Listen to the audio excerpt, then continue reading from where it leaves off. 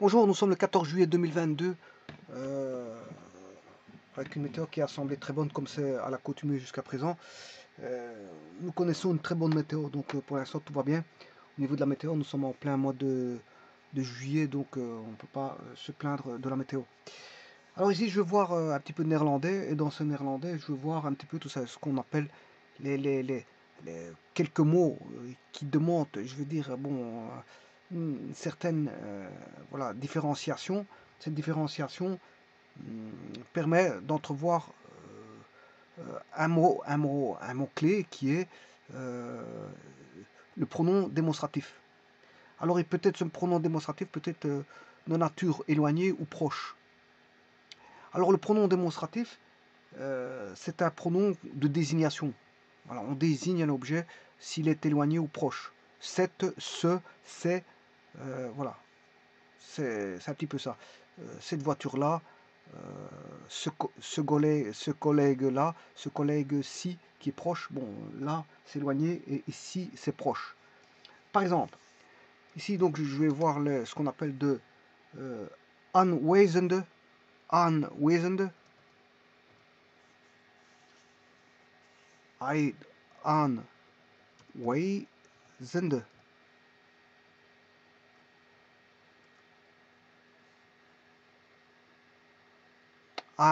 De aanwezende.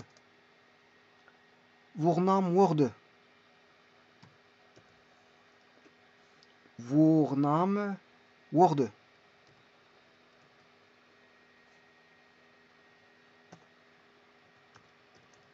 Alors, worden, c'est pas voornaam worden, c'est voornaam worden, donc il est au pluriel. Alors, ce qui signifie tout simplement, vous aurez compris, les pronoms de désignation ou les pronoms démonstratifs.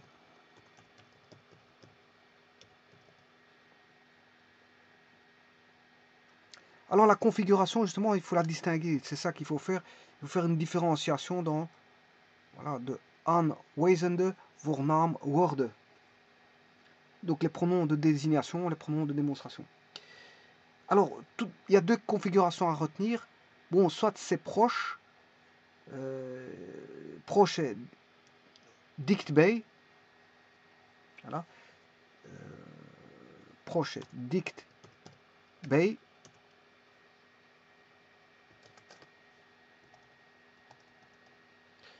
Si c'est loin, c'est vers ou veraf. Voilà, veraf. Donc, ce qui signifie l'un dichtbij, c'est quelque chose de, on montre quelque chose de proche. Sinon, veraf, on montre quelque chose qui est plutôt éloigné. Donc, vous voyez que ça a à voir avec, tout simplement, quand on démontre, on désigne quelque chose de proche ou d'éloigné. Alors, on va configurer un tableau pour faire la différenciation. Dichtbij et veraf. Alors, il y a les mots commençant par deux. De worden. De word. De word. Alors, ce sont les mots qui commencent par l'article 2. Puisque en néerlandais, on peut distinguer les mots qui commencent par et. Voilà, donc l'article, c'est un article, le, la, voilà, ou les. Donc, de, word, et il y a et, word.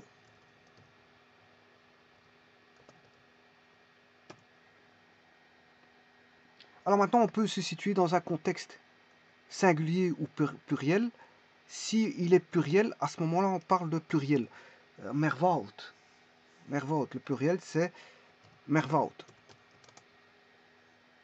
Donc, il y a les mots en commençant par deux, les mots commençant par et, quand on le dit avec un article. L'article, c'est de ou et. Mais il y a le cas du pluriel, puisque c'est une configuration de différenciation, je veux dire, à part. Alors, si c'est proche, et que c'est un mot dont l'article commence par deux, on dira des. Sinon, si c'est éloigné, on dira dit. Alors si c'est un mot qui commence par et, ça il faut le savoir, il faut les connaître, hein, les mots qui commencent par et ou de, il faut le connaître par cœur un petit peu, voilà, on va dire ça comme ça. Voilà. Sinon, si c'est un mot qui commence par et, là on parlera de dit. Dit si c'est proche et date si c'est éloigné. Bon, ça fait un petit peu, voilà, penser à l'anglais qui est this et that. En anglais, c'est this et that.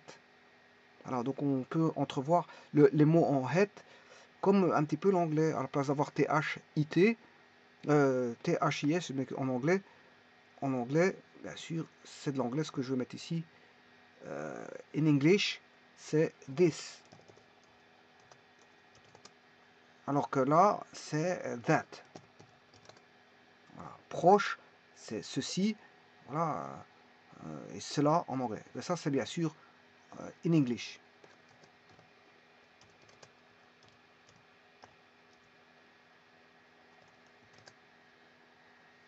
Alors, idem pour that, c'est in English.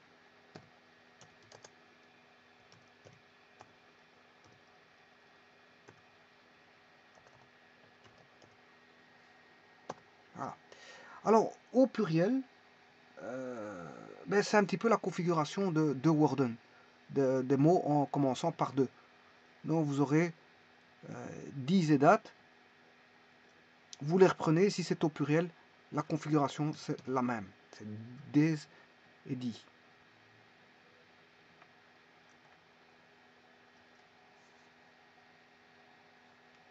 C'est la même configuration. Donc là, il n'y a pas de distinguo à faire entre deux Worden et le pluriel. Voilà. Alors maintenant, je prends des cas de figure.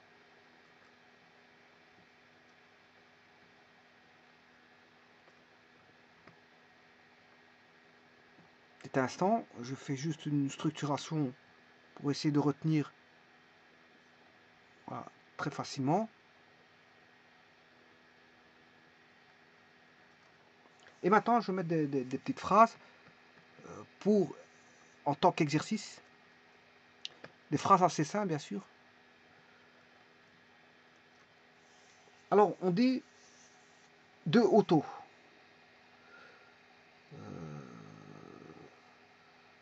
Je m'excuse, on dit... oui, on dit deux autos. Alors, si on dit deux autos, eh bien, si on veut dire cette voiture, si cette voiture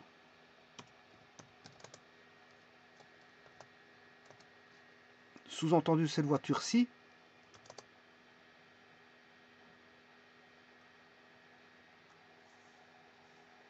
m'appartient. Cette voiture-ci m'appartient.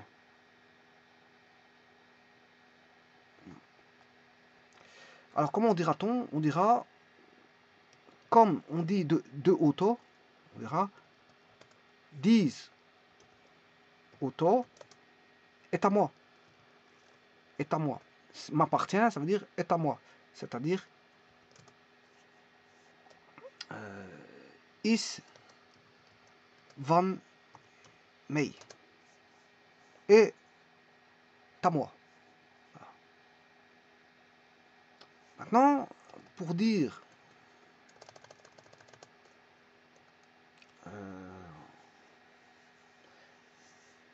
cette voiture-là,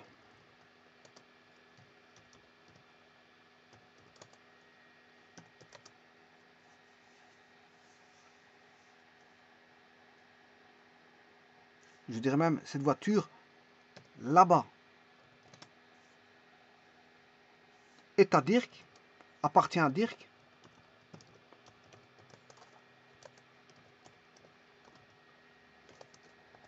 On dira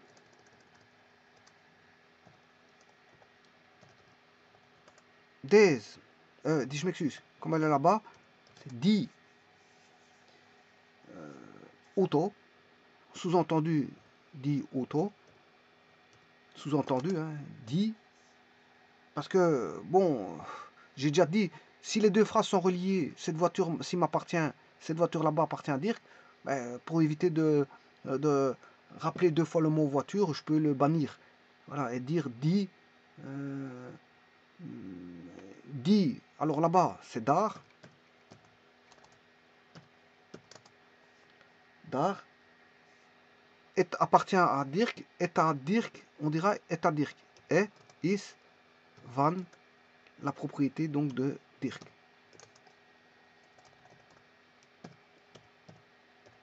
Bon, on n'est pas obligé de dire répéter le mot voiture. Hein.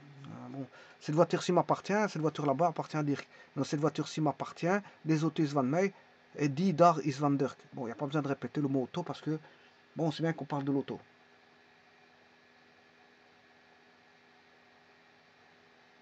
Alors maintenant, cet appareil. Bon, appareil a beaucoup de synonymes, hein, je peux vous le dire. Ici, je prends le mot toestel. Toestel. Alors, cet appareil, bon, sous-entendu cet appareil-ci, est meilleur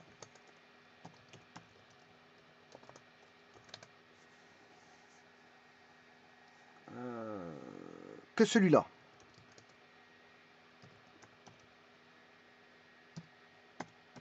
Que cet appareil-là.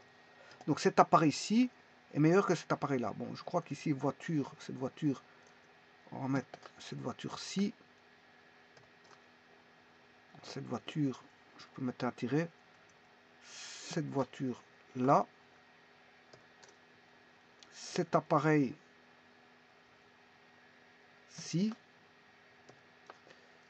Voilà, est meilleur que celui-là. Bon, comment on va dire?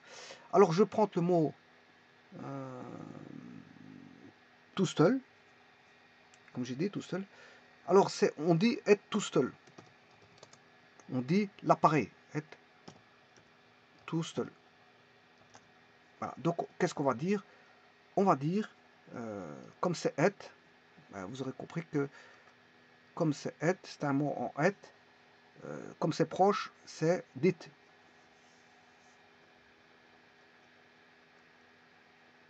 Donc, ça commence par une majuscule parce qu'on commence une phrase. Dit tout seul. Est meilleur, c'est comme en anglais. En anglais, on dit is better. Voilà. Mais better ici, en néerlandais, c'est avec un T. Is better. Donc, this tout seul, is better. C'est comme en anglais, mais bon, en anglais, c'est un peu la même chose en prononciation. Voilà. Ici, en néerlandais, ça prend un T. Et je crois qu'en anglais, c'est deux T. Voilà. Donc, is better est meilleur que. Alors, en anglais, c'est than. Ça, c'est en anglais. Mais en néerlandais, on dira is better than. Là, est meilleur que. Alors, celui-là, alors on peut dire que ce date tout seul, parce que ça commence par être tout seul. Alors, je peux répéter être date tout seul parce que c'est plus éloigné. Voilà, mais je suis pas obligé de le répéter. Donc, je peux dire dit tout seul is better than date tout seul, mais on répète pas.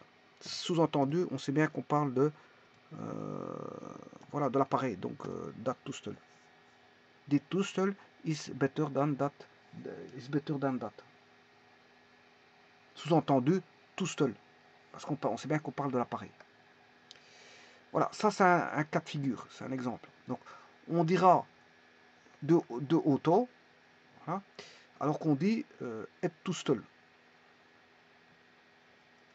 voyez que ça change au niveau... voilà. Alors ça c'est singulier, mais c'est un 2. Là c'est singulier aussi. Auto c'est 2. Voilà. Alors maintenant, on va regarder d'autres exemples. Si je dis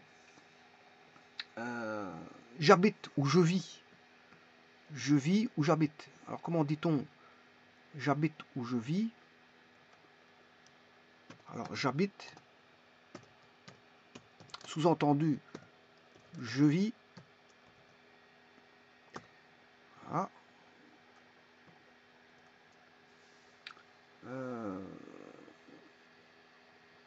dans cette maison-ci.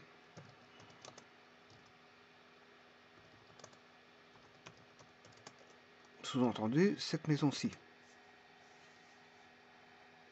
Mon collègue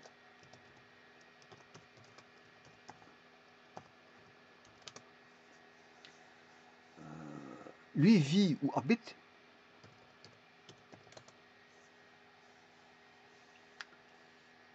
dans cette maison-là.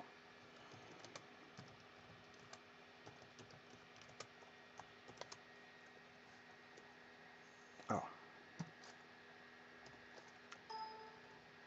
on dira je, c'est ik, habiter ou vivre, c'est won, c'est ikwon, in, alors, on dit et huis. Et huis. Alors en anglais, c'est house. Bon, c'est un peu proche de l'anglais parce que en anglais, sous-entendu, c'est house. The house. Ici, c'est huis. Voilà. Ikwon. Bon, ça, je vais effacer parce que c'est de l'anglais, c'est juste pour voir. Bon, en anglais, on dit I live. Je vis, I live. Et bon, c'est vrai que ici, c'est plus tout à fait le même, parce que c'est ikwon. Alors, ikwon. Alors, on dit et huis. Donc, comme c'est cette maison-ci, on dira dit huis. Ikwon, in, dans, in, c'est comme en anglais, c'est in dit huis.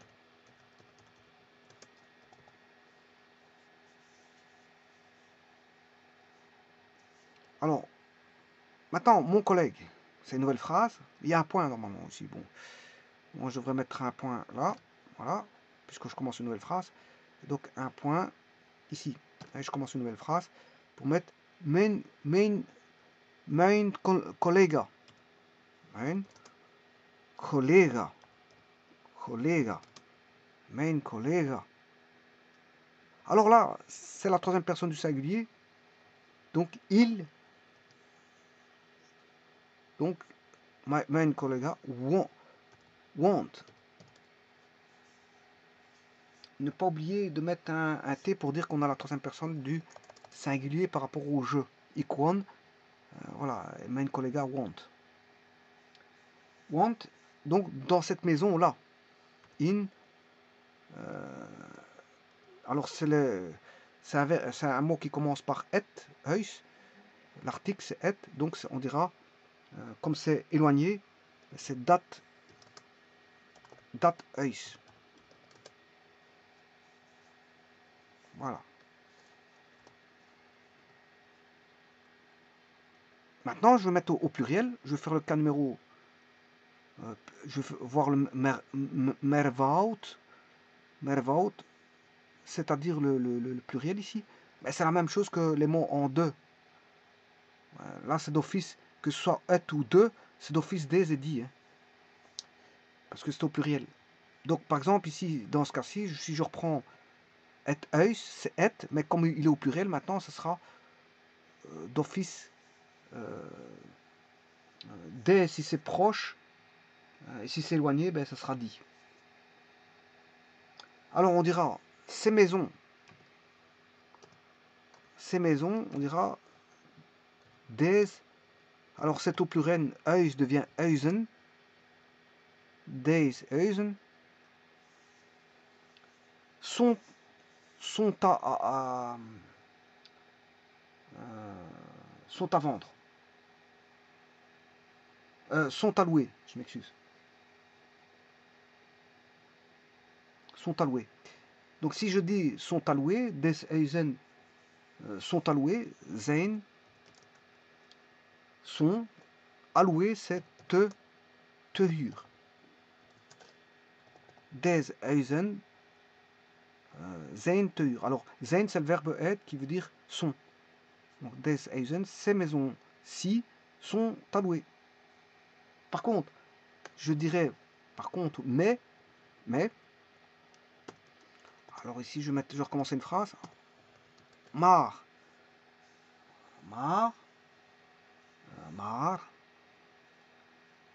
ces maisons là, là-bas, maar die, sous-entendu, huizen sont à vendre, zijn te koop. Donc vous voyez que quand on met au pluriel, que ce soit de ou et, c'est d'office des si c'est proche et die si c'est éloigné. Donc j'habite ou je vis dans cette maison-ci. Ik woon in dit huis. Mon collègue habite dans cette maison-là. Mijn collega woont in dat huis. Et cette maison, ces maisons-ci sont à louer. Des huizen zijn te huur. Maar die huizen zijn te koop. Mais sous-entendu, huizen, je ne suis pas obligé de dire huizen parce qu'on ne sait pas qu'on parle des maisons. Donc mardi, zijn te koop. On n'a pas besoin de mettre ce sous-entendu les maisons, donc il n'y a pas besoin de le dire. On ne va pas répéter 2 fois le mot maison. On sait bien qu'on parle de la maison. Voilà. Et ça, c'est de aanwijzende voornaamwoorden, c'est-à-dire les pronoms démonstratifs ou les pronoms de désignation. Je vous remercie.